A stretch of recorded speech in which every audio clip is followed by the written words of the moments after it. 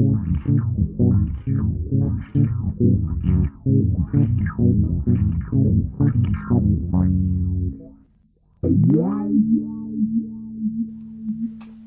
Cheers. Hello, everyone, and welcome to episode 12 of the Cheers to Comics podcast, where two of your friends will kick back a cold one and talk about their favorite comic books of the week, including characters, creators, and even sometimes news, and anything else underneath the illustrated sun. If you like that, please grab a beverage and join me, one of your hosts, Justin Jones, and the dynamic dude himself, Brian Wayne. Yo.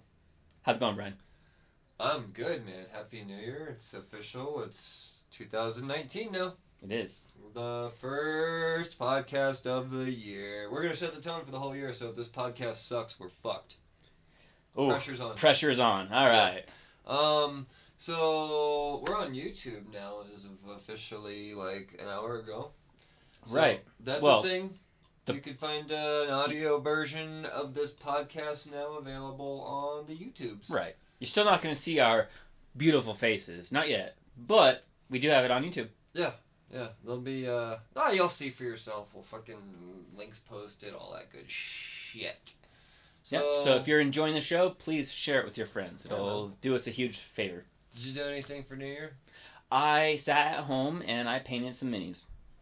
Right on. Yeah. Sweet, exciting.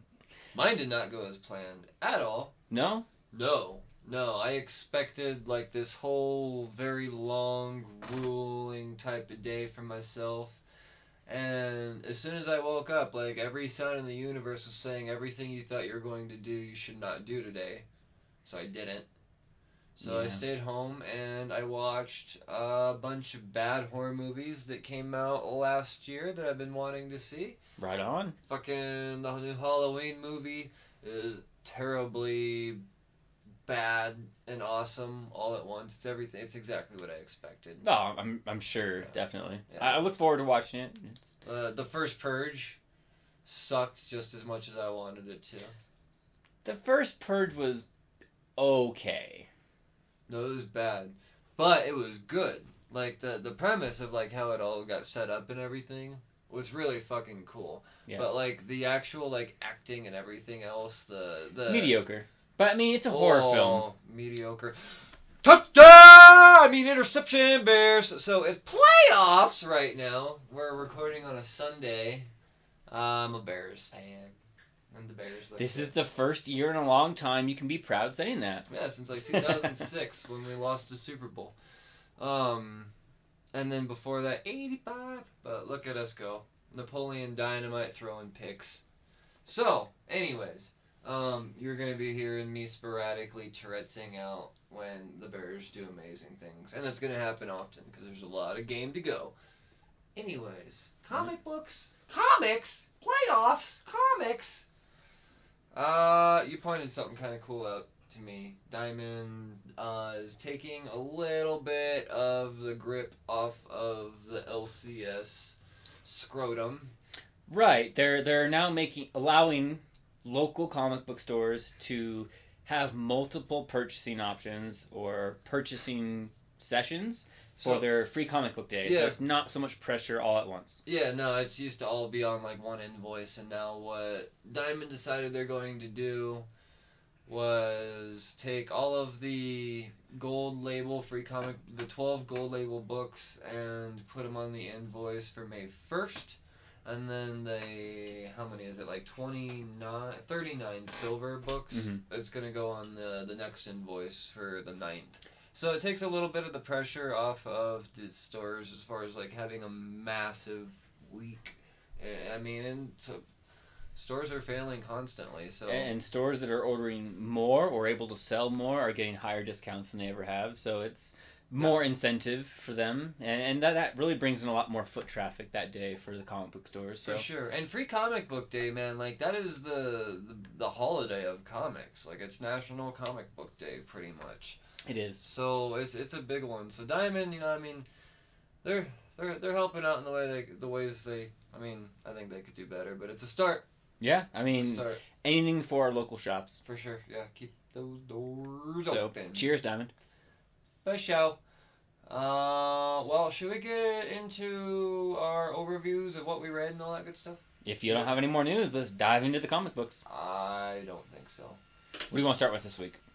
DC. There was. I don't. Hold on. Did you read any Image books? Or I keep saying indie books? You know, looking back on it, I don't think I did this week. I did not. I didn't read Walking Dead because I'm not caught up, like, or even close to it. But it's on my pull list. I bought it, but I'm not gonna be reading it until I can find a good catching up point. From what it sounds like, I got my work cut up for me. I need to dive into that one. Just it's a mountain of comics to get through. It's a fuck ton. It's a fuck ton. So yeah, I guess we just jump into DC then. Batman Beyond. All right, what do you want to start? 27. Oh, Batman Beyond. All right, cool. Yeah, the final joke, part 3. Dan Jurgens, Brett Booth, Norm Retmund, and Andrew Dalhouse. Covered by Pascal Ferry and Dave McKeag. This is a good book. It was. I'm impressed. I'm impressed. The Joker is back. He's tracking down. He's got a thing for killing Robins.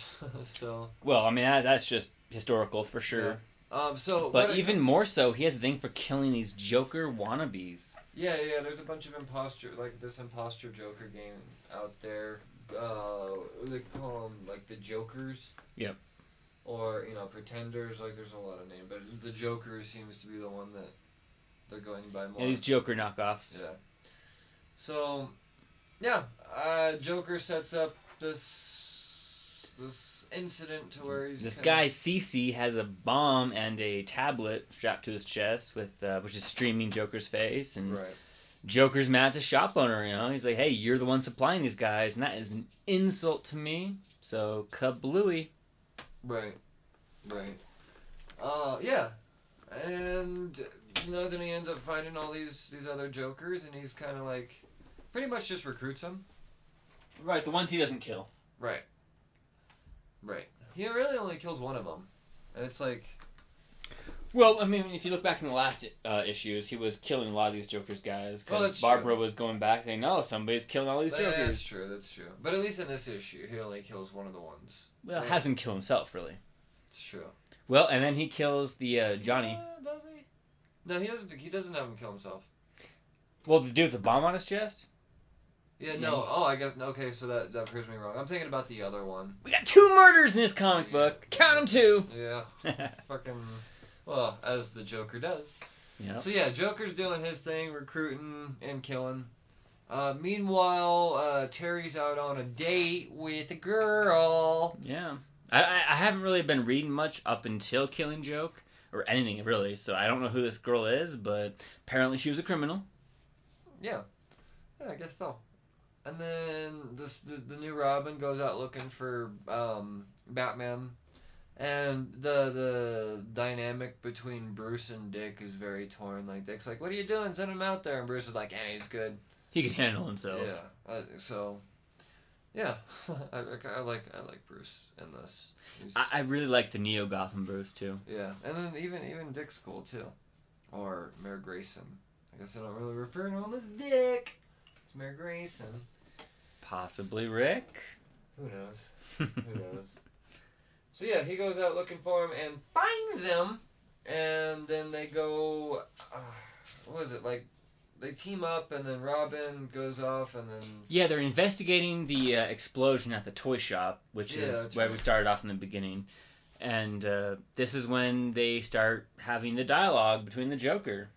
And the Joker has his whole plan. He's got his knockoff team, or what he calls the throwback team. Yep. And he figures since the new Batman has technology, he unfortunately will have to use that as well. He has to succumb to technology himself. And it's cool how he does that, because in the end you just see the showdown.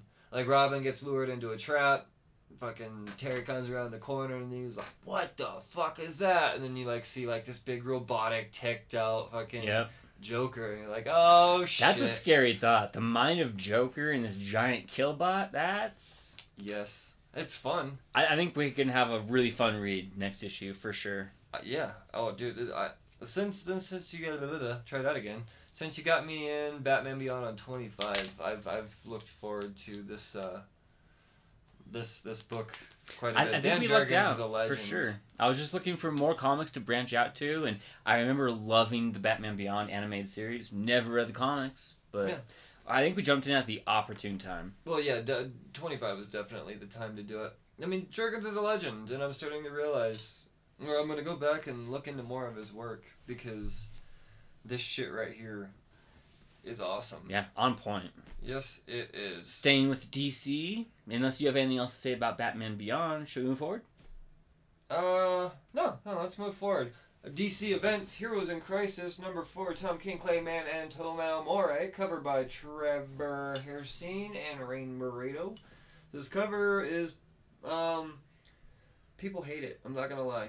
Like, I have not heard anything good about this cover just because people don't like seeing Harley over Wally like that. A lot of people are very excited to see Wally back, and now, just like that, he's taken out easily. It's emotional for sure. I like this cover. It really strikes a sense of what you're going to get in this comic book. Not that we see Wally dead, but just the overall theme and the mood of these comics. You know, there's been a travesty, and there continues to be these chaotic events that the Justice League really just isn't equipped to or ready to tackle.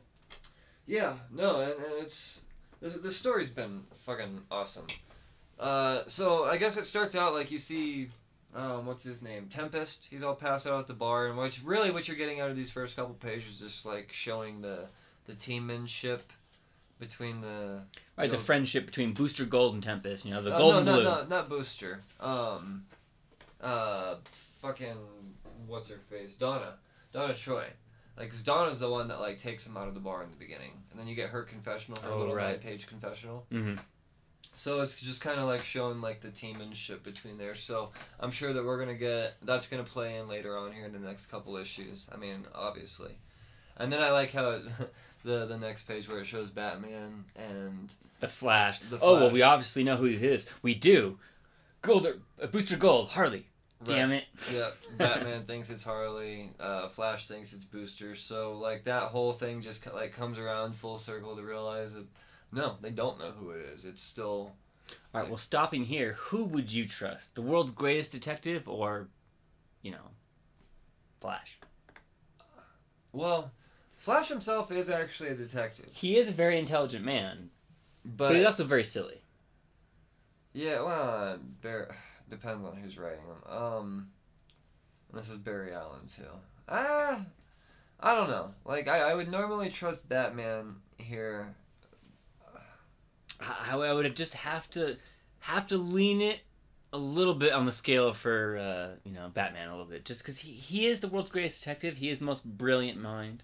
And well, yeah, and at the same time, like Booster does go through the lasso test in here too, but at the same time, it all comes around full circle. Right, as they say, he could just believe without a doubt that he wasn't involved. But yeah, and he's like telling Wonder Woman, like, no, I saw Harley come up behind Wally and clock him with the blah blah blah, and And then she hit me, and for some reason my shield wasn't working. Right.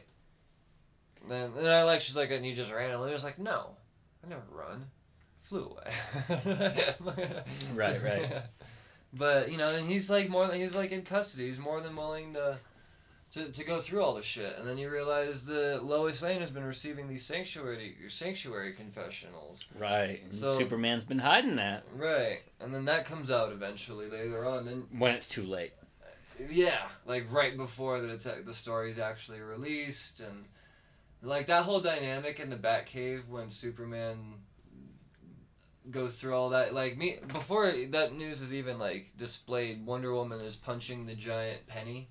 And it falls on the Batmobile, and then Batman looks over at his suit. He's like, "You couldn't have helped with that." And so it just like goes to show the goofiness that and like even in the story, Tom King's still willing to have fun. I know people are giving him a lot of shit for this, but I think this is a very like really. Yeah. I just never really read any of that, and I find that surprising because for one, he's teaming up with some amazing artists, and so the artwork is on point, and the writing, like these confessionals, they're so true to the character. I love them. That's what people are arguing, is it's not true to the character. A lot of people are saying it's Tom King's voice. and he's just using the I don't character. know. But I mean, there are times. But then you like go over to like Black Canary's confessional and Fuck this, and walks away. That's so Black Canary. Right, and then like the Batgirl at the no dialogue. She's like showing the bullet wounds from killing Joke and all of that from the Joker, Right. and then they establish like when she meets up with Harley. Batgirl's actually a step ahead of Batman on this one. She tracks down Harley in one of Joker's old funhouse hideouts. I love that scene. Well, yeah, it's fight, and then they kinda, but it was really just no, it's immediately fight. Like that's it is, but it's really just Harley fighting against an illusion, and then or just a mirror of her, and Batman or Batgirl was really in charge the whole time, and just holds her down and just is able to cajole her because she knows that Harley is a woman hurting, and she's able to breach past that. And then they find the common ground. They really, like, especially between Batman and the Joker, both. Like, they both have very close ties, being completely different ties. But Batgirl and Harley have very close ties to the Joker. Oh, no doubt, and for same sure. Thing with Batman. Like, they both have very close, but very, very different ties to Batman. They wouldn't be recognizable as characters if it wasn't for the Joker, for sure. Yeah. Right. So then they find that common ground, and like then at the end you get like the dynamicer duo. Mm-hmm. I love that. So you get a team up between the two. Like this. The number 4 is definitely the issue where things are really starting to fall together. You're starting to see what's going on here. You don't really get any information. Like it's all still comes around full circle. Definitely, it's still very intriguing and confusing, and that's why I love it because right. It still is a Booster or Harley, and then you even get the Blue Beetle like breaking Booster out of Sanctuary Jail. Then you get like the blue and gold knuckle bump. Like that's probably my favorite panel. Of right, the month. it was Blue Beetle, right? Yeah. Blue and gold, bros before heroes. Bros before heroes, man. It's great. Yeah, this is just an entertaining read, and the art continues to be amazing. Oh yeah, it's quite nice. I'm really into this one for sure. Yeah, I dig it. It's definitely. I think it's easily the best issue of the 4 so far, with 5 more to go. So. Wow. All right. What else you got? I got nothing left for DC. Do you got anything for DC? I read Titans, and I'm not going to get too in depth here. I just want to kind of quick overview. But Titans has this whole like blood cult that they teased about at like issue 20. It's now come back. Gar, or Beast Boy, is now enthralled with this, and he's now like, communicating this weird blood ritual to the teens. And then you really have this outside story that this girl who was taken in by this blood cult, who was a brilliant mind, started doing some research into it. Well, that cult leader was killed. She was really raised up to power. And there's some really interesting stuff going on. I don't really have a whole lot of information. I've only been reading Titans for a few issues. It continues to be good, though, and interesting. Hopefully by the next issue I'll have caught up or done some back reading on it, but it was an enthralling, confusing read for me. And if you, the listener, happens to know anything about the story, I would love any feedback. Hit us up on Twitter, Facebook, anything. Okay. I want to hear what you guys have to say. I've only read maybe 3 or 4 issues of Titans so far, so any feedback would be great. Right on then. But let's go ahead and move into Marvel. Conan the Barbarian. I went into this just a couple minutes ago. Yeah, I told you had to read it for the podcast. And I don't regret it. It was good. I mean, it is my favorite writer in the history of comics ever. Jason Aaron, yeah. And I know Conan's gonna fall into the whole Avengers theme soon. That's exciting. Yeah. I wasn't sure if I wanted to put this book on my pull list, and after reading issue number 1, I'm probably going to put this book on my pull list. Tell you what, after the podcast, I'm thinking I'm going to have to run to the comic book store again so I can pick you up on it if you need. Fucking A. Yeah, no, it was a good... Yeah, I got a flat tire, so I'm too lazy to change it until in the morning, so I'm not going to any comic book stores today. I was watching football and talking to you fuckers. So, Conan, it's... It was a good read. It was. And it was kind of just a quick glimpse at who Conan is through the ages.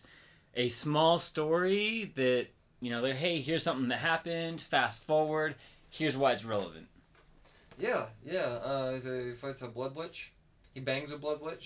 He does. And then he fights a blood witch. Fucks that hag. and then he kills a Blood Witch. He does. And then the Blood Witch comes back in later on. And an army of undead. With an army of undead. So, like, that's basically the issue wrapped up. But it is very, very well written. Like, the dialogue, everything. It is. Like, Jason Aaron pulls no punches.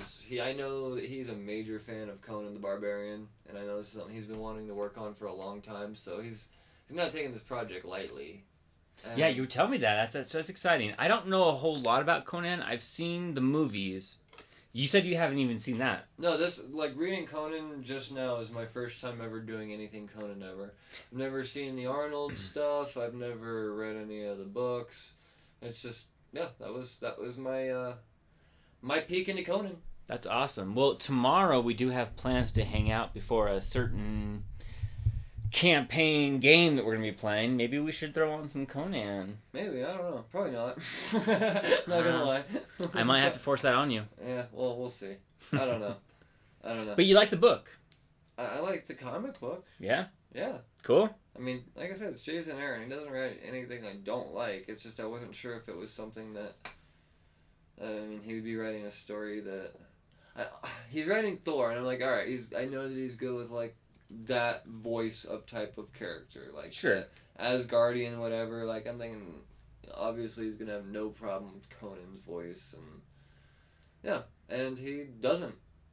And so, I mean, I didn't expect to be let down by any means. I just wasn't sure if I'd be interested. I'm in. I want to know how I'm gonna read it up until at least the whole War of the Realms stuff that's gonna happen. Because he's going to play a big part of that. Like I said, he's going to join the Avengers, so... Yeah. That's exciting. I can't imagine how that dynamic is going to work between the Avengers and Conan. And how are they going to bring him into this universe, do you think? I don't know. Blade's an Avenger. Blade and Conan standing side by true. side. Like, that's going to be dope. That's going to be really interesting. Yeah. Swords, bitches. Swords. And magic.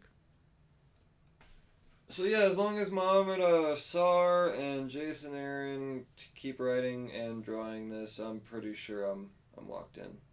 So, right on. Yeah, let's move it along. Let's tie up an event, huh? Fucking Infinity War. Yeah. Tie it up. Wrap it up. Infinity Wars Infinity #1. This one was surprisingly good. Jerry Duggan, Mark Bagley, Andrew Hennessy, and Guru Effects, along with... And then the cover. This is a fucking sweet cover.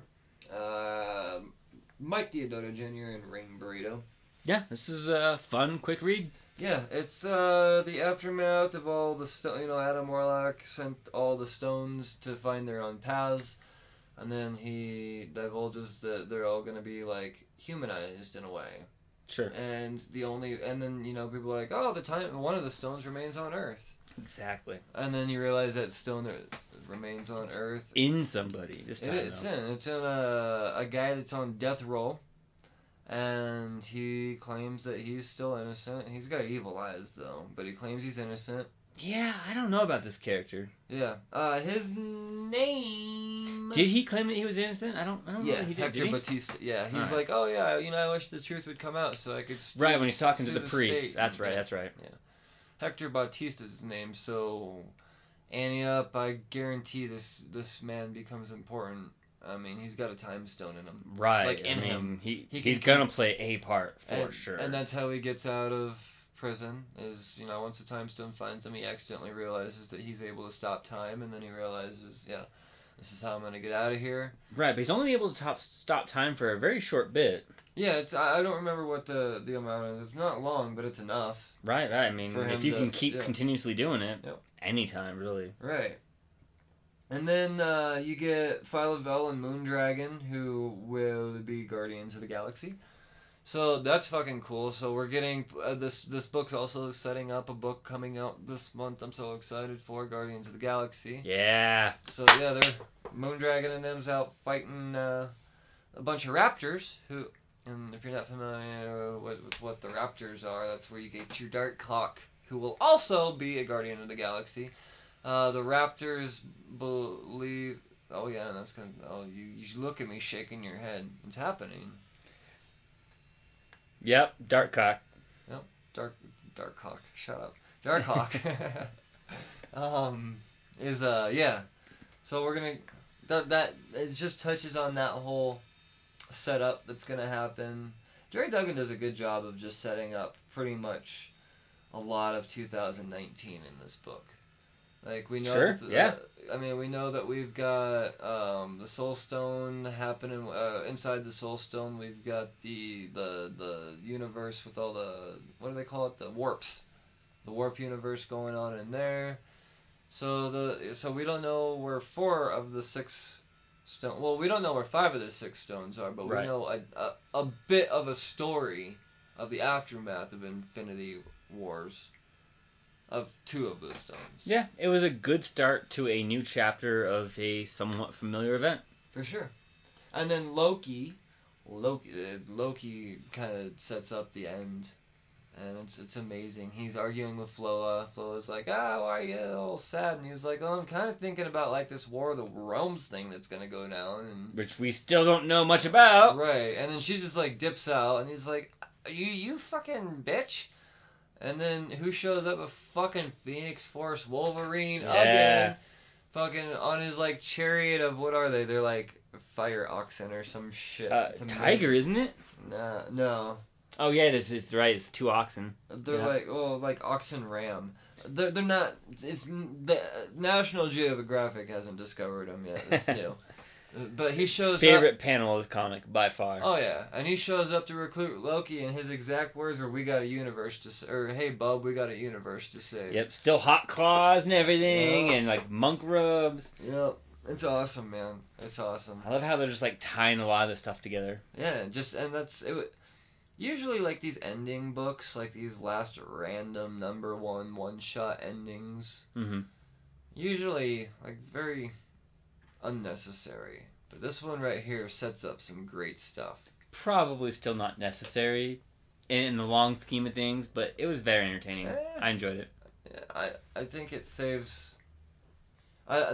He did a good job of saving Donny Cates having to write a few pages in Guardians of the Galaxy.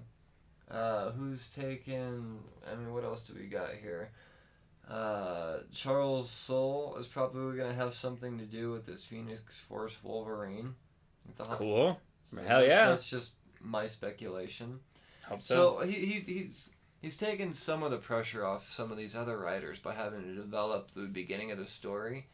So now these other writers are like, okay, now I've got this, and I could just flow with that. Cause we've got a launching point. Right. So yeah, man. Is that a fumble? No, it looked like a Bears touchdown for a second. Golly, this is a fucking boring game. It's a good game, but it's boring, if that makes any sense. Just low scoring. Yeah, defense. So yeah, Infinity Wars number 1. Heck yeah. Yeah. Moving along, more events. Number 5 of 6. Marvel Knights number 5. Matthew Rosenberg, Donny Cates, Nico Henrikin, Laurent Grissant, and Jeff Shaw and Rain Barreto did the cover. Rain Barreto's dope, I just gotta say. He said his name twice. So yes, this story is making much more sense now, as I would hope it would. Sure, definitely. The original heroes in here, Frankie and Matt and Elektra and Banner, are tracking down T'Challa, who's already one step ahead of them. He's in Kingpin's hideout, and he comes across like Taskmaster and a couple whole force of goons. Yeah, and he's whooping some ass in there, and then that's when Daredevil and them show up, and then Black Panther starts fighting them. Because he reveals that they're the ones that erased the unit. Right. They had originally, through flashbacks, we learn, taken the device from him. Right. And we thought this was like Kingpin and all that. And no, it turns out it was them. So that's a cool little twist they threw in there. And speaking of Kingpin, Kingpin gets a huge role in this one. You were right. You called it. I did. I was so right that Kingpin was going to be. As soon as I saw Matthew Rosenberg's name heading this title, and I knew that Kingpin was going to be a part of the story, It's like this is if people aren't familiar with Matthew Rosenberg writing Kingpin, now you got to see what Matthew Rosenberg writing Kingpin. I was surprised. I was sure that he was going to keep Doctor Doom on the top of the totem pole, and I don't think that's Doom, to be honest. I mean, really? No, I don't think that's the Doctor Doom. I think that might be like a Doom imposter. I mean, Doom's smarter, and I mean he's way too powerful for all that. So I think this is like, this particular person here is like a Doom avatar of sorts. I really don't think it's Victor Von Doom, but nonetheless, Kingpin owns him. Like he's tired of being belittled by Doom. Like Doom for the first part of the encounter, he's just like putting Fisk down. And constantly cutting him down verbally. You can't do that, man. You can't do that. Or you can't treat the king like that. No. And then he just finally is like, you know what? I'm done. I'm over it. And then he like bashes him in the back of the head. And you dare doubt the might of Doom? Well, if you were so powerful, I wouldn't be alive. And he just force chokes him and drops him off the building. Yeah. Yeah, and then I love what he says as, you know, he's Doom's falling and Kingpin staring down smoking after a Doom blast. Yep. And as he says, like, this is the birth of a new king. So the death of a kingpin, but the birth of a king, or something like that. The birth of a new king. Right. Yeah, it's great stuff. So yes, we're getting a little bit of a lot more going on in this book. It's not as much of a mystery now. I mean, it wraps up in the next issue. So I think Donny Cates has done a very good job of steering this book through several different writing team-ups. Yeah, definitely. I've loved what I've read so far. This has been very entertaining, and I'm excited to see how he's going to wrap all this up. Yeah, I don't know who he's bringing in for the last issue. I hope it's Matthew Rosenberg again, to be honest, because I feel like Kingpin's still going to play a huge part in this last issue. I think you're right. So, yeah, Matthew Rosenberg needs to keep... I'll say it once, I'll say it 1,000 times, like, no one writes him better, Kingpin better than him. So, yeah. Fucking A. I'm really glad that people that haven't read the Kingpin miniseries actually gotta understand a little bit why he's so perfect for him. I don't know. I'm done gushing. Moving along. More Marvel. Tony Stark. Iron Man. Number 7. Stark Realities Part 2. Dan Slott. Jeremy Whitley. Valerio Schiti. Edgar Delgado doing the covers. And I love these Alexander Lozano covers that have been happening and are going to keep happening for at least a cover or two more. Really fun, especially the next one coming out for this. Yeah, it's a profane cover. I really love the mood or the setting that it portrays. I don't think I've seen an Iron Man cover quite like this. No, he's doing a good job. This cover artist, he's doing a very good job. Alexander Lozano, I'll say it again. So, as we know, Tony Stark has created the Escape, and it's gone awry. The controller has hacked it somehow. He's been recruiting all the players that have been booted. And, yeah, they're running amok inside the Escape. There's glitches going on. And then Tony's torn when his mother... Biological mother. His biological mother, Amanda, is caught in the game. Mm-hmm. Well, she comes in just because she wants a moment of his time. Right. And then, yeah, so she's trapped in the game, and it's kind of cool because then she comes across, you know, the Starks inside the game, Howard and Maria. Right. So that's awkward. But the main story arc with Amanda being involved in here is the fact that Tony has a tough decision to make. Do you just, like,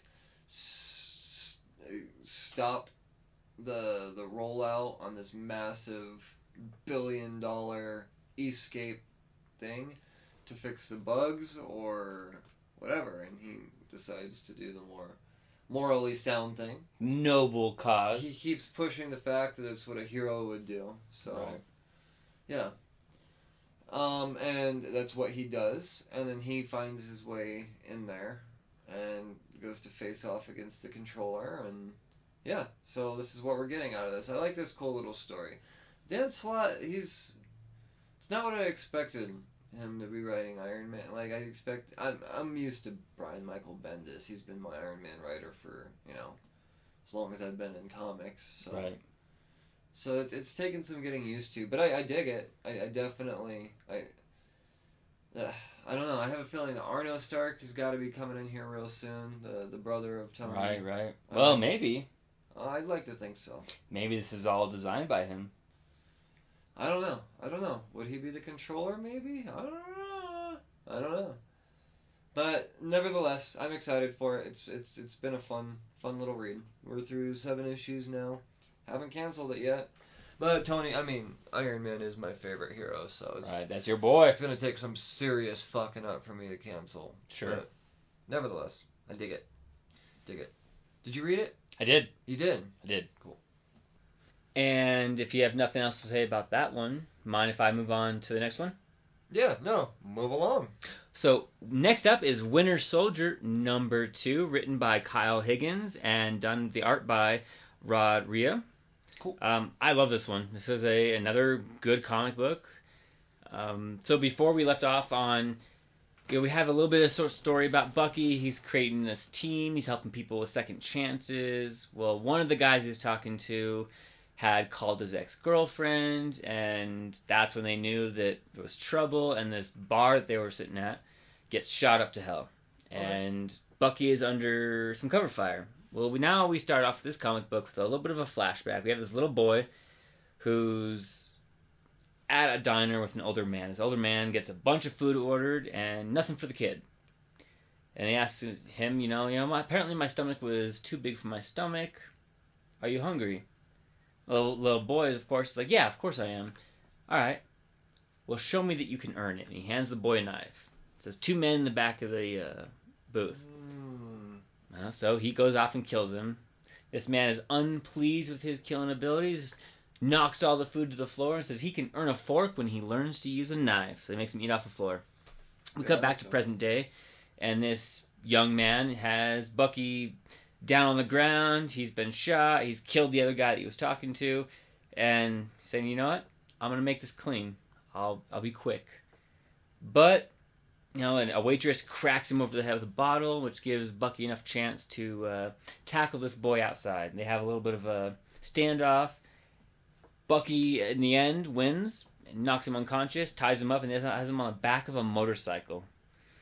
They have a little bit of an exchange, but the boy bites down on a tracking device in his teeth, and this man in a white, pristine suit drags out a line of nails on the road, which causes Bucky to crash, because Bucky says, lean right, but the boy leans left.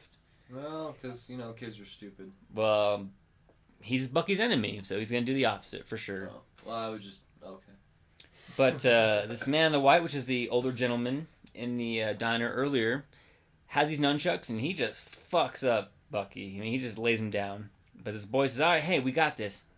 The man in the white says, no, the only reason I tracked down your beacon is because you fucked up. This was your final test, and you didn't do it clean. So he's about ready to knock him out, and Bucky pulls a gun on him. So he has him now. But the man drops his nunchuck and uses the boy as a human shield and shoots right through him to shoot Bucky. Oh, man. But they do get away. Oh, did you say nunchucks? Nunchucks. That's fucking cool. Hell yeah. Sold. So they do end up winning. Bucky ends up beating the crap out of this dude. Nearly kills him. And his boy says, keep hitting him. He's just going to come back after us. But this is against Bucky. Isn't who he is anymore. Okay. But in a moment of vulnerability, the boy says, my name is RJ. Finally gives Bucky the name. And that's... So we got a first appearance here. We do. This is the first appearance, and... We've got RJ, and he's in Bucky's old uniform. Yes, this is actually going to be a hot... excuse me, a hot comic. Just because of this. I was looking into it, and I passed on this series just because I was never a Winter Soldier fan. I'm a Kyle Higgins fan, so that should have been enough to sell me, but I think it was a heavy week when this came out, so... Sure. I missed it. I've been relying on you to fill me in. I will continue to read this. I'm enthralled with it. Yeah, if I could find some actual copies left over at my LCS of 1 and 2, I will pick them up because it sounds like, they're there's some financial gain to be had. Hashtag speculation. Yeah. Fucking, it sounds great. It actually does sound like a very interesting story. How was the art? Enjoying it. Oh, the art is on point. Yeah. It's the Marvel standard you would come to expect. Yeah. Yep, okay, definitely. Cool. Cute. Oh shit. I'll let you flip through. Oh, dude, that is not what I expected at all. No, I think a lot of it's watercolor and it's really well done. Fuck, that's good. Alright, yeah, no, sold. That's all it takes. Yep. A little bit of fancy art. No, for some reason I expected, like, I feel like Szymon Kudranski would do a really good job on this title. Like, it seems like a Winter Soldier type of artist. So I was expecting something along that style. Not that I don't love that style. I obviously love that style. Punisher, Spawn, like... Definitely. Kudranski's killing it. I think I'm saying that right. But yeah, that's the type I expected, like a real like wispy, scratchy type of. You get a hint of that, but not too extreme. Those weren't. I expected more muted colors, and those were. Oh, you definitely don't get that. No, that's not muted colors at all. That was amazing. I'm definitely gonna see if I could find issue 1 and 2. I bet you my LCS has it in back issue for me. I bet you they would. You know what? If not, let me know. Like I said, I'm thinking about heading to the LCS tonight after this, so all right, I'll hit you up. Yeah. Yeah, and that reminds me, there is another book that I want you to pick me up that I didn't get around to reading because I forgot. It's Champions. So we're not going to be able to talk about Champions #1 this week because I didn't read it. Did you read it? Yeah. No. I forgot. I didn't. The holidays screwed up my schedule with contacting my LCS to put in my pull list. I completely fucking spaced it, so I missed out on a bunch of books. And yeah, I just had enough on my plate that was one that just didn't make the cut. Conan and Champions, I forgot. And then Winter Soldier, I just never intended. I didn't think like that. The way you described that, and then after seeing that art, that's amazing. I want to check that out. Yeah, it's action packed. I think it's gonna go places. For sure. What else you got for us? Uncanny X-Men #8. Yeah. Matthew Rosenberg, Ed Brisson, Kelly Thompson, R.B. Silva is drawing this one, Adriana Di Benedetto, and Rachel Rosenberg. And this cover by fucking the dude that had been killing it on Darth Vader, Giuseppe Camuncoli, did this cover along with Roberto Poggi and Guru Effects coloring. You get Bishop here with just all types of fucking powerful forces coming at him, out of him, around him. Very epic scene here for sure. And lets you know that Bishop is definitely a big part of the story. Mm-hmm. And he is. So, as we know in the last issue, Legion transferred the X-Men trainees into his mind, along with X-Man, who has become powerless inside of Legion's mind, and this is the Age of Apocalypse, is what they're living out. Right. We don't find out that it's in his mind until this issue, though. Right. Yeah, we do. Yeah, exactly. That's revealed later on. And then meanwhile, on Prime Earth, you get Storm and all of them fighting the other Horsemen, trying to convince them, like get answers out of them, like what's going on. Right, like, hey, your X-Man is gone. How come you aren't changing your mind? And then you legit realize that these guys don't know what the fuck's going on either. They believe in his teachings. Yeah. Even if he's gone, they're gonna see it to fruition. Right. But they, and then, Storm and the rest of the X-Men realize that this isn't a trick. Like, this is just Legion doing shit. Right. And eventually, Bishop is just like, you know what? I think I know how to take care of this. Right. They find out that eventually with Psylocke and Jean together, their powers, they're able to peer into Legion's mind and find out, hey, the kids are there. They're trapped in his mind, in his rendition of the Age of Apocalypse. And Bishop, who's been there, he's like, hey, this is not a place we can leave these kids. We cannot sacrifice them to this fate. Right. So he volunteers to go in and get them. Yeah. And then you get this like very uneasy type of chemistry between Bishop and the trainees. He like shows up, and then Armor's like, "Ha, the rest of the X-Men aren't coming, huh? I see what's going on here." And then they realize that fuck, this is sacrifice maybe. Like, yeah. This is what needs to be done. This is how the X-Men operate. You know, they're willing to cut off one of their teammates for the greater good. Yep. Yeah, and so you get that heavy set of emotion there. And then eventually, and then I love it that fucking Kitty Pryde and Apocalypse and the whole scuffle of, like the Horsemen and the X-Men fighting. Kitty and Apocalypse arise. Yeah. And then, like, before, That's a strange dynamic right there. Right, because, I mean, as a warm-up fight, you get Bishop fighting Apocalypse. Like, that's how you know shit's really going down, is when a tussle with Apocalypse is just, like, a minor event. Right. When it's just like a throwaway event. Right, and even Apocalypse is like, this is not... But, I mean... I'll do what you're too weak to do. I will end this. Yep. So, yeah, no, you're getting a lot of great stuff out of this. And we finally found out who stole Beast's serum. Yeah, that was a Knoll. We were both wrong on that count. Yeah, I thought it was fucking Gabby. I thought it would be, my boy Gob. Yeah, but Glob was out doing stuff, apparently. Yep. So, yeah, no, who would have thunk? And then, out of nowhere, Legion just, like, zaps them all back out. Well, Nate finally decides that, oh, I know this is. We're in Legion's mind. You're not changed. I am the master of minds. I can take over your mind. And now we have Nathan, Mr. X-Man, in control of Legion's body. So he now has access to 1,000,000 powers. And he's in control. This is probably one of Marvel's ultimate villains ever. This is going places. I'm excited to see the next issue. Yeah, no, this really has been amazing. Like and with all the infighting between all the different teams, I think we're in for a different dynamic than we've seen before. I think we're going to see a lot of divides that we weren't expecting. And this weekly production rate's coming to a halt here soon in a couple more issues. It is. So we know that we're going to get some big events to really settle out this series as to what it's really going to be. Yeah. Like these first 10 issues are all a prelude to the Uncanny X-Men. Oh, man, they are coming out swinging. Oh, just fuck, every so issue good. is just showing so much more of this story. They're doing a fantastic job. Dialogue's on point. The story's been consistent. The pacing has been not overwhelming. Pretty good. Yeah, it's not overwhelming. For every single week, they're doing a good job. Yeah, I agree. Yeah. And it's cool to see like these characters that you don't normally get a whole lot out of or haven't lately, like Bishop and like Legion and X-Men. Like these are all names that we haven't heard in a while. And they're playing a big role. Right. And fucking Blob as a horseman. Right. Like, yeah. Omega Red. Like I haven't heard that name in a while. Fucking Magneto. Like, I love the dialogue between Magneto and Jean Grey in this. And I love this design of Magneto. It's got to be my favorite. Oh, dude, he's, like, godlike, man. Yeah, definitely. But Magneto's always been very godlike patronly. to me. Like, it's... I don't know. I dig it. Digging the story. No, I agree. Very mucho.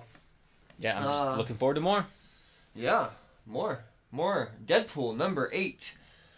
So, Scotty Young and Nick Klein may be one of my favorite duos in Marvel Comics. I love that cover. And that cover is very reminiscent as to what we get throughout the rest of this book. Like, I dig it. Nick Klein did the cover as well. Like, this is the art in this book, man, isn't this comic? God, I need to be reading this. Well, that's the thing, is like, you don't. It's fun. But don't feel bad, because it's just a bunch of fun Deadpool shit. I want to read fun comics, though. I need to be reading this. This is just like, it doesn't tie into anything. Like, the last one was Deadpool takes on Santa Claus and becomes Santa Claus. The time before that, we got Kill Puddle. Like, it's just a bunch of random fucking Deadpool stories. This one is, oh, dude. Silly Seal commissions Deadpool to take out Ziggy the Pig, who has been illegally running drugs and guns in Silly Seal's amusement park. And this is what you get. Okay. Deadpool taking on a mascot, but there's a kicker to this one. In issue number 300 of Deadpool, right before they rebooted it and handed it over to Scotty Young, Deadpool had his mind erased in order to protect everybody he loves. So he has no memory of his daughter Ellie in particular, who just so happens to be on a school class trip at Silly Seal Land, or whatever the fuck this park is. And so Deadpool's walking around in a Ziggy the Pig mascot, you know, just to kind of get his way in there and feel out the place. And then Ellie hears this voice, and she's like, I recognize that voice, and she instantly knows it's her fucking dad. who has no recollection of this human whatsoever. So he just thinks it's some random strange kid. Hey, kid. Yeah. And then he keeps brushing her off, and Wait, she so keeps she showing knows up. him in the mask? She could tell by the voice it's her dad. Oh, okay. Yeah, and that's the kicker. She's like, I know that voice. Oh, okay. And so you like get this moment where you're like, fuck. He like just got deep for a second. Like, all right, cool. So and then so he's going to fulfill the hit, and then the kid just keeps coming up and then kind of fucking shit up. And then throughout his whole like massacre of all these other mascots of killing, like for whatever reason she doesn't care about him killing all these other mascots to get to Ziggy the Pig. She just doesn't want him to kill Ziggy the Pig for some reason. Right. I missed something there. But she like ends up taking out his bullets, and there's a moment where Deadpool is like, all right, I got to start conserving and using my swords here because I'm getting ready to go blah blah blah. So you know that Deadpool is counting his bullets. So when he gets his final shot on Ziggy the Pig at the end, it goes click click click. He's like, I've never miscounted before. What the fuck? And then at the end, you see Ellie with a handful of his hollow points. So, yeah. And then she goes off, and I mean, it's never addressed. She's never has the dad moment or anything like that. So you never get like a mushy, awkward moment. But you still get that like underlying. Right, but it makes you wonder, like, damn, this kid's cold. Yeah. Like, I mean, she's a young kid. Well, she's Deadpool's kid for sure. Exactly. Like, if you see, like, she's a very young kid. And she plays it out like a fucking adult would. Like, she's a very adult-minded, she's very, very, extremely mature. Extremely mature, let's put it that way. So, yeah, no, it's, I continue to dig this book. Yeah, I mean, it looks like a fun read. Dude, look at Nick Klein's art in there. Like, it's amazing. He's great. He does all the colors. Like, it's, Nice. Yeah. I gotta start picking these up. These just sound like, you keep making them sound so entertaining. I mean, I haven't been every time I've spent $4 on a Deadpool book in the last 8 months, I haven't been disappointed. It's fucking amazing. I'll have to jump on board. You should. I think this is the last book we going to talk about. But last but not least. Yeah, last one. Immortal Hulk. Number 11. Yeah, another good reading. I love this cover. Oh, yeah. Alex Ross on the cover, Al Ewing writing, Joe Bennett drawing, Roy Jose inking, and Paul Muntz coloring. And this story is deep. It's a walk through hell. It is. Fucking... I don't know how to explain this story without like really tearing it apart piece by piece, other than saying that it's setting up something phenomenal. Well, you know, I think we have plenty of time in the podcast. Let's just tear this one apart. Yeah, I guess we could. I mean, all right, fuck it, let's do it. So we got a narrator in this one that's to be announced. We don't know what's going on here, and this narrator is going through talking about just different depictions of hell and things like that. Right. Yeah. Hell is the theme in this. Right. It's the absence of God. Right. So then you see Hulk and Jackie McGee walking through hell after they're transported through this ruined Damador. apocalypse looking place. Yeah. And you get this dialogue in here about, she's going on about her whole, it's so much harder for me as being a black woman. You're a white man. You fuck up, and he's like, you get angry, and men are ready to hide you away with some kind of paradise. No, he's like, well, shoot me to space, and he's like, yeah, but it's, I don't know, it's not a fan of this dialogue at all. I'm not gonna lie. Like this page, or that whole banter was very turn offish for me personally. Like Okay. Yeah. I can kind of see the use of it. Yeah, they're using their platform to get a message across, but yeah, honestly, if I go on talking about this, then it's going to turn into something we don't want this to turn into. Well, let's keep talking about the comics. Let's do that. So they show up and we get fucking Rick Jones, yeah, but he's like a very hollowed out, like Rick Jones, like literally hollowed out Rick Jones. He is a zombie, hollow-eyed, gaunt-faced, Definitely. Yeah, he's not looking so great. Yeah.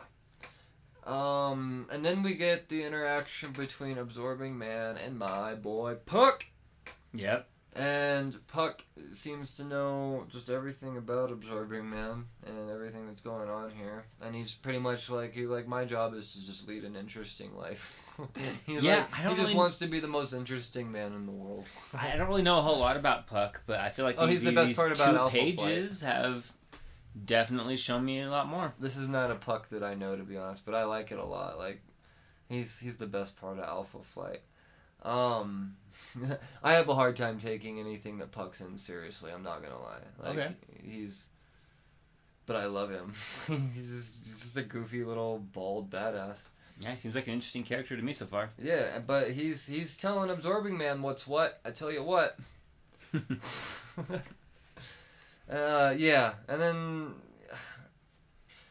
see, this is why I wasn't sure about going through this book, man. Cause it's way too fucking deep. I don't want to talk about all the metaphors. A little bit. Dude, it's a book of metaphors, and it's like going through and reading a few snippets of Dante's Inferno. Like this is a book that you have to read more than once.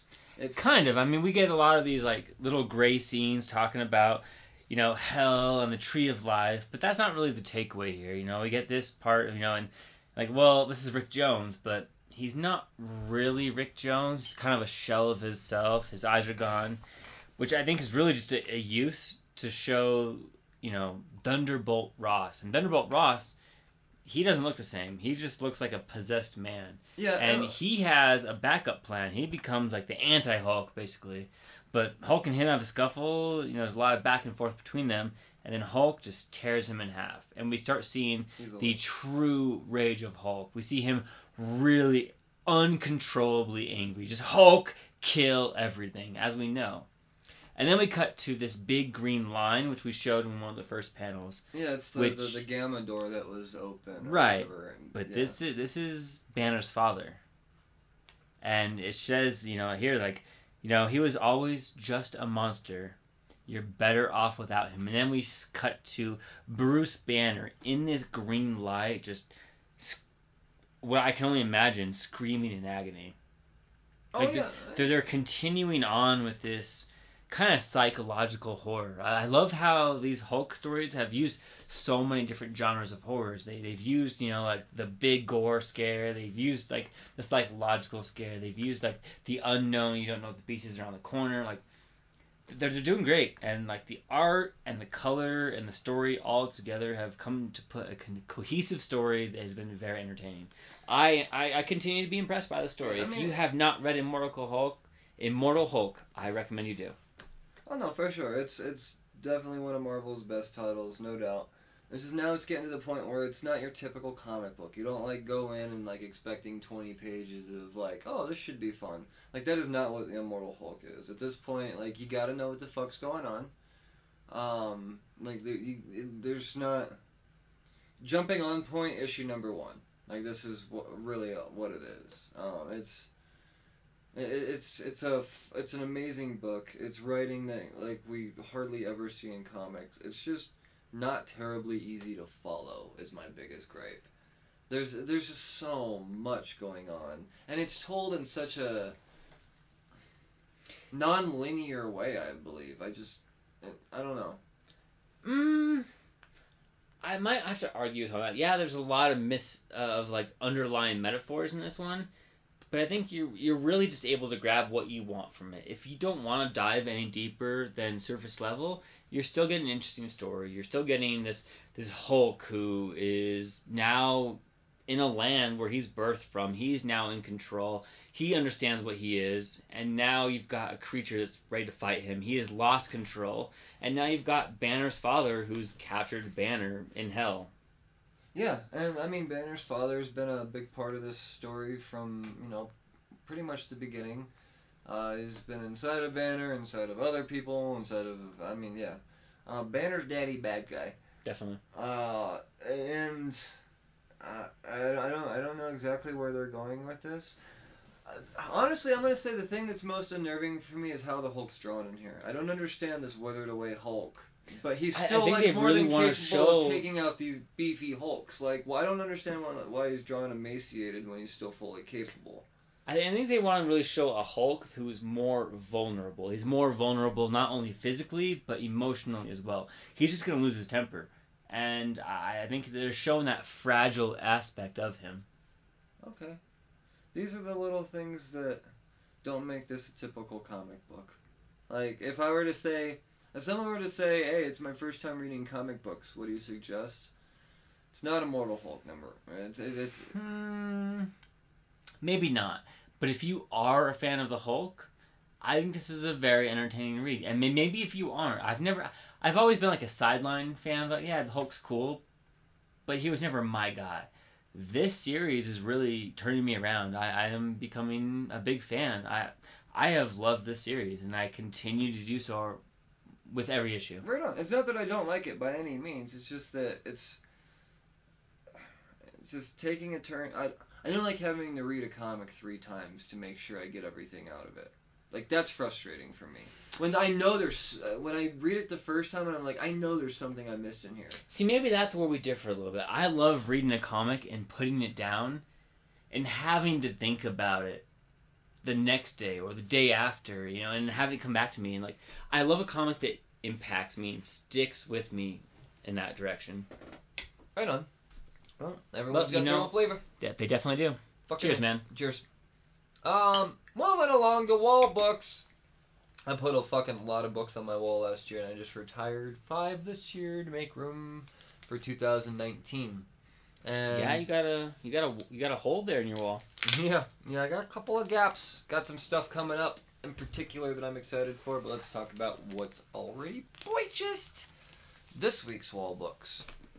Oh, I didn't see this one. Yeah, this might be one of the greatest rogue covers of all time. This is fucking amazing. Detective Comics 9.95. This cover is the variant cover done by Mark Brooks. I like that. Do you mind if I... No, get your fucking hands off of it. Of course, man. Thanks, man. Yeah, no, it's just Icy Blues. That's all it is. It's just Icy Blues, and it's got them all. That's right, baby. Look at those bears, fuckers. They'll be talking about us next week. Anyways, man, yeah. Look at them lose. Dude, 10-6. Look at this. Alan Robinson catching balls. Oof, never mind. That was no catch. Out of bounds. Son of a bitch. Anyways, so yeah, fucking... This is an amazing book. It'll be going up on the wall here very shortly. Yeah, that's great. I love the character designs in those. Like that Joker. It's the wow. Scarecrow for me, man. Yeah, that Scarecrow is definitely on point. Yeah. That Riddler, he's not too much different, but man, like he's got a lot of expression in that. That is a great job. He looks like he wants to ask you something. Do you like the Riddler? He's one of my favorite Batman villains. Yeah, for sure. For sure! There is another one that I bought for the wall this week. Josh Middleton continues to kill it with the Batgirl. Yeah, he does. It's just a fucking amazing Batgirl cover. Barbara Gordon is... God, he just knows how to draw her very, very well. He brings them to life. Yes. And there was one other one that I don't have at the moment because of my whole I forgot snafu. The 5th connecting cover for Marvel Knights number 5. You know, when I saw your Marvel Knights, I was gonna mention something like, nah, he obviously has that one. Nah, I forgot. So, wow. But I emailed my guys at Mile High Comics, and they're damn good at searching for me, getting it. So shout out to Mile High for being my fucking saviors and my stupid laziness. Thanks, Dave. Yeah, thanks, David. So yeah, that's all I got for the wall books. Did you have any covers that you found particularly amazing? This week, nothing really blew me away. Bullshit. That too Deadpool extremely. cover got that, okay, yeah, okay. I didn't buy that like Deadpool one though, Christmas. but that Deadpool one, like, that one really stuck out to me. Yeah, Nick Klein's my boy. I had to give him a shout out on the Twitters. So yeah, that's what we got from what we bought. So I guess now we talk about next week's stuff. there's lots of stuff to be excited for next week. The publishers definitely pick up the pace on production. Yep, it's going to be a heavy week. It is heavy. Best show. Let's start burning through them. Dark Horse Comics, Alien Dust to Dust #4, Gabriel Hardman.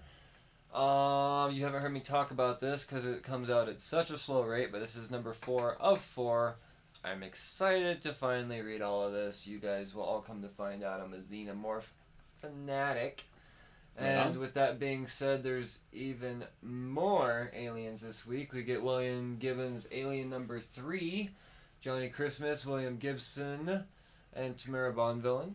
Cool. So they're doing like the whole Alien 3 director's cut comic. So, yeah. Lots of Xenomorph shit this week, that's for sure. Fuck. Oh, and we even get Predator Hunters 2 #4, Chris Warner, Augustine Padilla, and Niraj Menon. So if you're into that whole lore, Predators, aliens, all that shit. Yeah, right on. This is the fucking week. Nice. DC Comics, they all back at it. Batman Kings of Fear #6, Scott Peterson and Kelly Jones. This is #6 of 6. So let's see what happens after Batman comes to and realizing what a Gotham is without a Batman. Yeah, I read #5. I'm ready to see where this is going. Yes. More Batman #62. This cover by Mitch Gerards is fucking fantastic. It's got Professor Pig on the cover. Oh my god. Tom King, Travis Moore, and the variant cover by fucking Frank Miller. That's a good cover. This is like art appreciator hard on Viagra. Dream Team. Oh my god, just all of these. Oh, that Professor Pig cover by Mitch Gerards. That's cool. Oh man, that's I don't really know who Professor Pig is, but I mean it's a cool design. Oh man, you gonna learn. Gonna learn. First appearance of Professor Pig, Batman #666. Professor Pig is an amazing villain, dude. I can't wait to see a cinematic version of him. Got to see him in like the Suicide Squad Hulu movie though. Really? The animated Suicide Squad movie that's just released not too long ago. I haven't seen it. Fucking Professor Pig is in that, and it was amazing. So nice. yeah, no, sorry, I'm gushing about the pig. Deathstroke #39, Christopher Priest and Fernando Perricine. Cool. Cool indeed. Green Lantern #3, Grant Morrison and Liam Sharp, tearing shit up. I fucking love this book. I think. Oh, the art and the writing has been really intriguing. Yeah, definitely looking forward to more. Yes. Harley Quinn #57, Sam Humphries and John Timms. This is, I mean, Harley Quinn. I hear it's amazing. I read like the first good hunk of the beginning of it, and yeah, it's good stuff. Justice League #15, James Tynion IV, Scott Snyder, Jim Cheng, and a few others. Yeah, look forward to hearing you talk about it. Yeah, I know you're not a reader, but I do enjoy this Justice League team. Yeah, I gotta cut some stuff out, man. I'm in a small minority of people, I feel. Like, I think that they're losing the audience on this, but I still dig it. Shame. Then they come out with the Legion of Doom books every 5 weeks, and it just, like, brings me right back into it. Yeah? So, yeah. Cool. Yeah. We got Martian Manhunter #2 by Steve Orlando and Riley Rosemo. Yes, man. I'm very, very, very curious to see where this series goes. Definitely. I think this is it's a 12-part maxi. So, yeah. It's gonna be a good year. 6 of the way through, fuckers. Nightwing #56, Scott Lobdell, Fabian Nasienza, and Gary Brown. So we're gonna figure out what's going on with his Nightwing team. Is Rick Grayson slowly convincing himself to become Nightwing?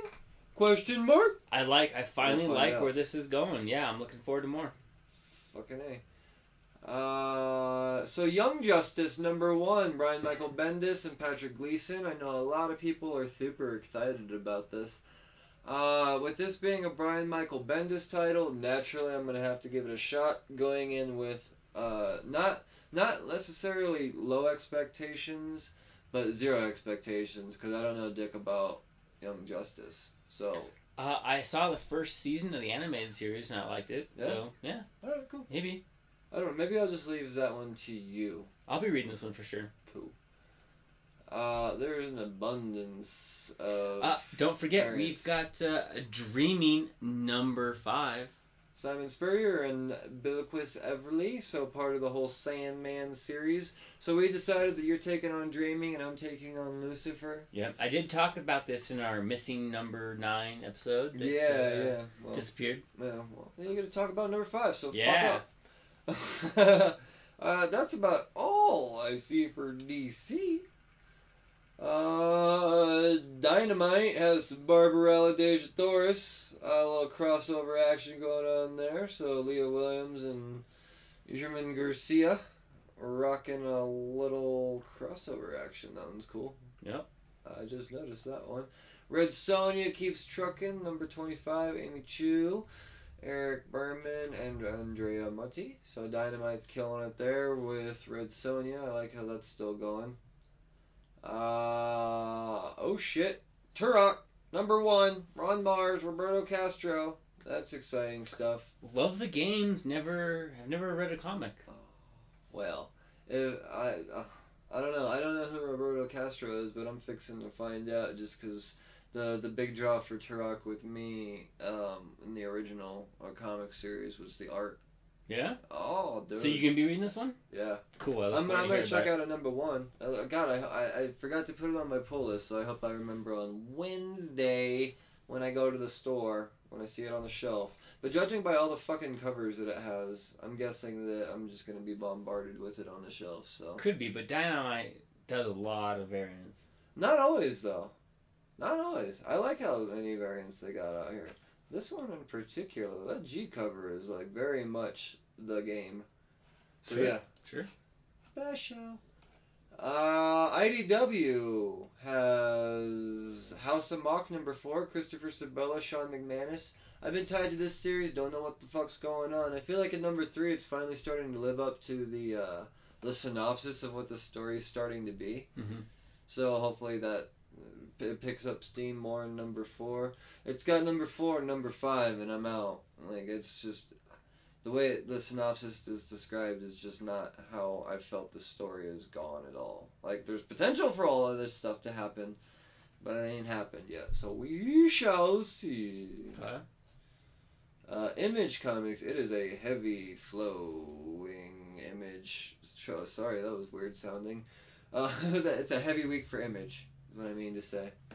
Bitterroot number 3, David Walker, Chuck Brown, Sanford Green. I know we're both reading this one. Yes, we are. We are. And are you as excited for it? I am. I'm ready for more Bitterroot. Good.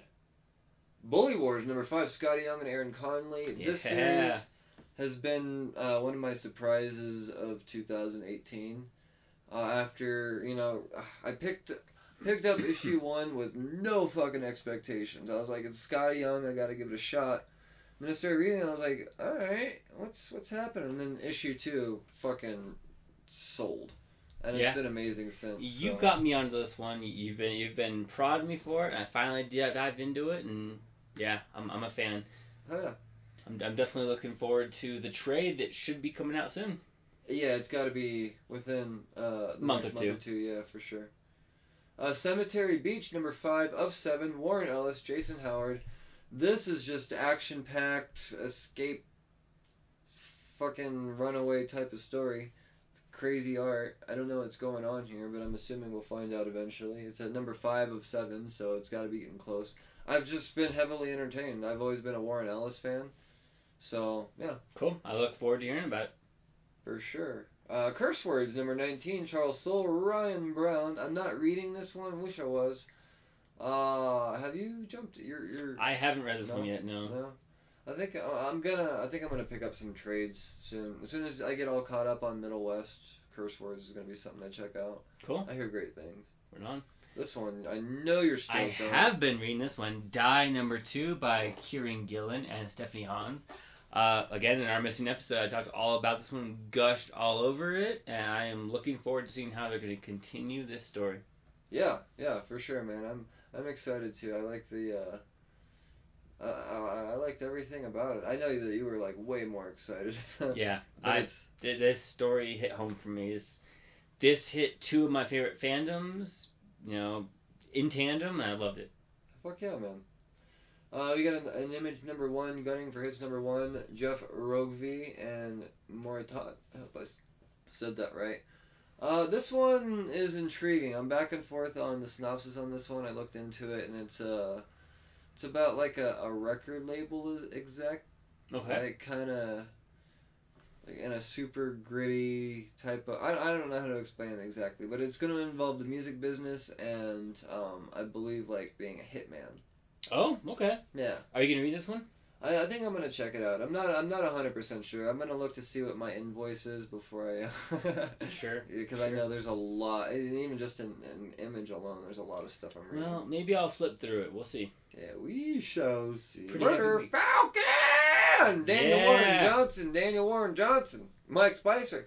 Murder Falcon number 4 for show. Joe. I'm always excited about the Falcon, the Thunder Chicken. This is it was my indie pick of 2018. It was. I'm surprised. I'm glad that you got onto this one. I Yes. knew you would love this one. Yes. Another one that I jumped on late, but I am caught up on now, so you'll probably hear me start talking about this now, as I've been promising and not delivering on for 3 issues. Oblivion Song, number 11, Robert Kirkman, Lorenzo De Felici, and Annalisa Leoni. So I'm gonna hold you to this one. We'll see. Or you'll forget. I don't know. Well, we also have number 3 for Outer Darkness. We do. It's by John Layman from Chew and Afu Chan. I've been loving this one so far. Yeah, the first 2 issues are really cool. I like I like how they're laying out this team here. I like the captain. He's very like Han Solo-ish in a way. He's like Han Solo meets Poe Dameron. He's a Han Solo meets Jean-Luc Picard, but a little bit more of an asshole. Yeah, kind of Poe Dameron like. Yeah. Yeah. Self-made number 2, Matt Groom, Eduardo Ferrigato, Marcello Costa. I loved number 1. That whole flip at the end of the comic when you find out it's a video game, that was cool. I'm really looking forward to seeing where they're going to go with this one. Well, I'm looking forward to hearing you talk about it. I am going to tell you all about it. Moving along to Marvel Avengers number 12. Yeah. Jason Aaron, Ed McGuinness, and Corey Smith. I think we're getting closer and closer to them setting up the War of the Realms. I want to see some Blade action in this motherfucker. I don't think we're going to see Conan as soon as this issue, though, even though he coming. So, yeah, no, Avengers has been nothing less than stunning, so if you're not reading it, you're fucking missing out. I'm really wondering if we're going to see something about the death of Thunderbolt Ross in this one. Yeah. Is it going to tie into, like, maybe Hulk in some way? Because, oh, that's right, remember in Immortal Hulk? Banner even points out, he was like, wait a second, Thunderbolt Ross wouldn't be here unless he was dead. But he's not dead, and he doesn't look hollow like the other one, but in Captain America, he did. Right. So I'm looking forward to see how deep this is going to go. Jason Aaron is the king of tying in continuity. He is. Even the most minor thing, the most minor detail, he could turn into a whole fucking, like, 12-issue storyline. Yeah, I've become a big fan, so I'm really looking forward to seeing what he's going to do. He's the greatest writer. Black Order number 3, Derek Landy and Philip Tan. You're reading Black Order, correct? I am reading this one. I've liked it so far. I don't think I've talked about it much on the podcast or at all. I'm not sure, but yeah, I'm enjoying it so far. Sweet. Fucking sweet. This next one, I'm going to have to give a shot. Captain Marvel number 1, only because of the writer, Kelly Thompson, Carmen Nunez Carnero. I don't like Captain Marvel. I passed on the Life of Captain Marvel miniseries. But being that it is a Marvel number 1, I think it's silly to pass up on any Marvel number 1, especially when there's not a whole lot of number 1s this week. And with Kelly Thompson writing it? But Kelly Thompson has fucking sold me lately between Uncanny X-Men and West Coast Avengers. Yeah. She knows how to have that voice for characters. I hope that she can make Carol Danvers interesting to somebody that's a skeptic like myself. I hope so too. Yeah, we'll see. Well, we'll let you know next week. We shall see. Domino number 10, Gail Simone, along with a slew of artists. So I heard Domino's amazing. I read the first couple issues. It was fun. Friendly Neighborhood Spider-Man #1, Tom Taylor, Juan Cabal, and Marcelo Faria. I said it wrong again. There's another R in there. My tongue won't allow me to say it. Ferreria, there it is. So I am Spider-Man fatigued, but I can't get enough Tom Taylor, so I'm in. And an art germ cover. And an art germ cover. Yes. All types of covers with this one. So good. Slew of incentives. What else we got? Oh, Iceman #5, Cena Grace, Nathan Stockman. I'm not reading Iceman, but I hear good things actually. Yeah, I haven't read it either. Yeah. Man Without Fear #2, Jed McKay, Stefano Landini. I done fucked up, missed out on #1. Yeah, so we didn't talk about that this week. I'm surprised. Play catch up, and we'll be talking about 1 and 2 next week, I think. Sounds like a good deal. I read #1 this week. Cool. Yeah, no, I'm bummed I forgot about this one. Like I said, my pull list was all fucked up. Miles Morales, Saladin Ahmed, and Javier Garron. Yeah, I'm looking forward to this one for sure. More Spider-Man in your face this week. My book of the year 2018, Punisher Volume 11, #6, Matthew Rosenberg, Sisman Krudansky. So I'm fucking Heck yeah. Goddamn right, fuck yeah. Spider-Gwen, Ghost Spider, Sheena McGuire, and Rosie Camp. So I think what Marvel's going to make us do is have like Spider-Man week once a month. Because we've got 3 Spider-Man titles. And then I think we're also going to get Superior Spider-Man and Amazing Spider-Man in the same week as well. A lot of Spider-Man. Yeah. And there are a couple more that I'm not reading. But I'm reading Ghost Spider, Miles Morales, and I will be reading Friendly Neighborhood Spider-Man. Well, there is a Spider-Man for every comic book fan out there. And if there's not, then you're special. Thor, #9, Jason Aaron, Michael Del Mundo. I like Jason Aaron heavy weeks, that's for sure. Hey, watch how these Bears stop these stupid Eagles. So, we're getting closer and closer. Y'all ain't shit. Y'all ain't shit. Y'all ain't shit. Sorry. Getting closer and closer. Brian to the and football, guys. I'm sorry. Brian and the Bears. Uncanny X-Men #9, Ed Brisson, Matthew Rosenberg, Kelly Thompson. Yuri Sinar is arting on this one, so yeah, gotta love that. We're getting some more Venom lore written by possibly one of the greatest Venom artists of all time. The current Venom artist, Ryan Stegman, is writing another Web of Venom story. We get Unleashed here. So, cool. Yeah, I'm loving these Web of Venom, like how they're doing the Carnage and all that other stuff. Like, we're just getting like these little one-shot about Venom stuff. And last but not leastly from Marvel, we're getting X-23 by Mariko Tamaki and Diego Olortegui. Try that again. Olortegui. Names are hard. I love X-23. It is one of my favorite Marvel titles, so you bet your bottom dollar I'm buying into this baloney. Nice. You know what? Now that I think back on it, I think I did miss an image that I read this week. Oh yeah, what was that? I read Whisper of Darkness this week, #3. Oh yeah? Was it good? It was good. I continue to like that one, but I think I can easily sum up everything that happened this week with the final issue that's going to come out in a couple weeks. Oh, wow. Let's do that. Yep. Fuck the Eagles! Fucking cocksuckers! Gotcha! Saban's Go-Go Power Ranger #16. Ryan Perot and Eleanor Carolina. You know what? I'm fucking done. This is it. That's all I've got to talk about this week. Tune in next week as I fill you in on how much I hate the Eagles. And make sure you follow us on Twitter. At Cheers to Comics. We're on Facebook as well. We are now on YouTube. So find us on YouTube. We'll be posting links via Twitter and comment, Facebook. like, and smash that subscription. I'm sorry, guys. I had to. Don't fuck. But no, we really do want to hear from you. Please be part of the show. We want to know what you guys have to think. We want to read your questions. Yeah. Yeah, definitely. In the meantime, read responsibly. And geek well. Yeah. Cheers, guys. Get it. Cheers.